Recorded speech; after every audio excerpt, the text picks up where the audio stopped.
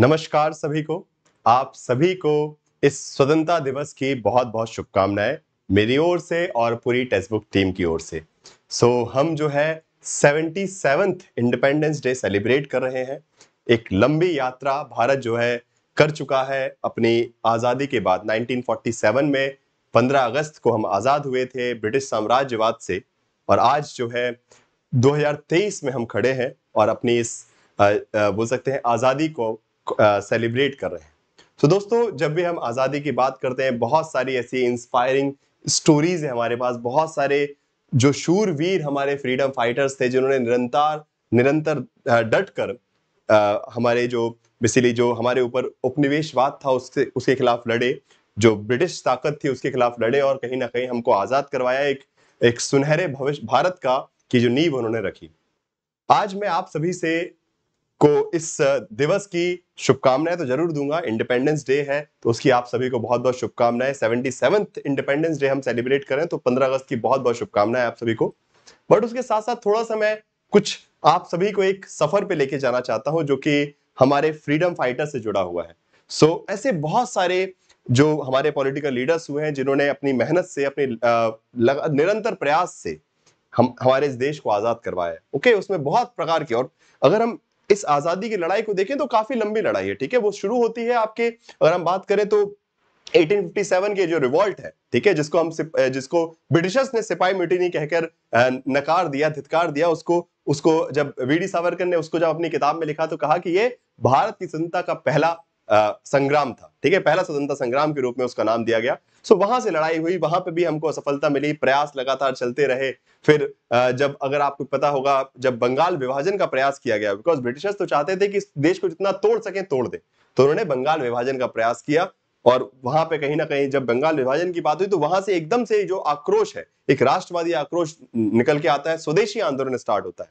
इस स्वदेशी आंदोलन में बहुत सारे भारत के जो गर्म, ठीक है, नरम दल के नहीं गरम दल के जो नेता थे, ठीक है, नरम दल के नेता भी अपने स्तर पर जो काम कर रहे थे, जो कांग्रेस पार्टी के थे, वो भी अपना पूरा प्रयास कर रहे थे कि इस देश में ज्यादा से ज्यादा जो है सेल्फ गवर्नमेंट का जो कॉन्सेप्ट है वो आ सके, भारत के जो लोग हैं वो सरकार की व्यवस्था में जुड़ सके। वो अपने स्तर पे जो सोच रहे थे उस हिसाब से उन्होंने काम किया।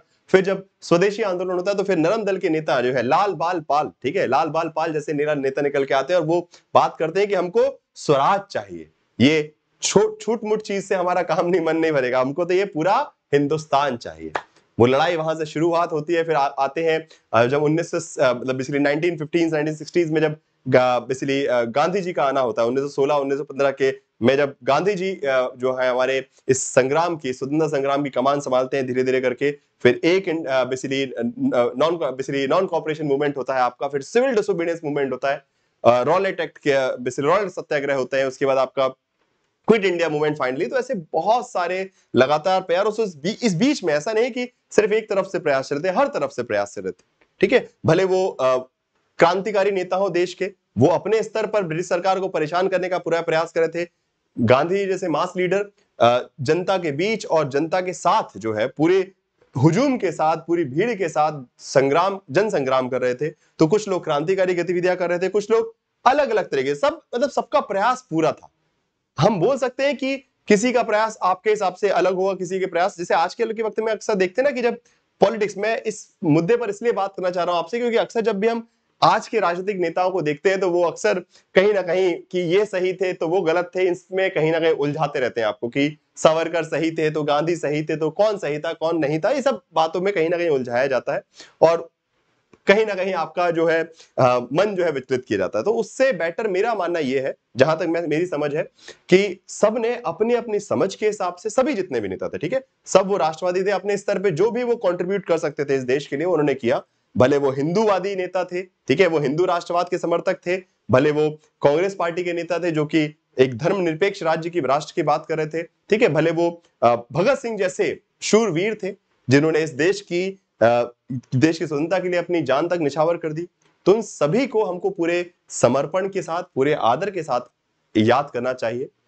इल्जाम लगाने वाली जो व्यवस्था है उससे दूर, क्योंकि सबने अपने अपने स्तर पर जो उनसे बेहतर हो सका उस समय, जो उनके विचार में आया, जो दिमाग में आया, उस सबसे बेहतर किया। किसी के प्रयास को आप सही या फिर किसी के प्रयास को गलत कहकर उनके जो बोल सकते हैं उनका जो बलिदान है उसको आप एक प्रकार से निंदा करते हैं उसकी, ठीक है। तो बस यही है बात है, इस संग्राम में बहुत लोगों की आहुति चढ़ी है और उसके बाद ये सुनहरा देश आपको मिला है जिसके विकास में हम लोग लगातार लगे हैं। तो हम लोग सबका भी ये एक दायित्व है कि अपनी तरफ से जितना हो सके बेस्ट जो भी आप कर रहे हैं अपनी तरफ से, जो आपको, बिकॉज ये नहीं हो सकता कि जो आप कर रहे हैं वही सही है गलत है, सही गलत कुछ भी नहीं होता।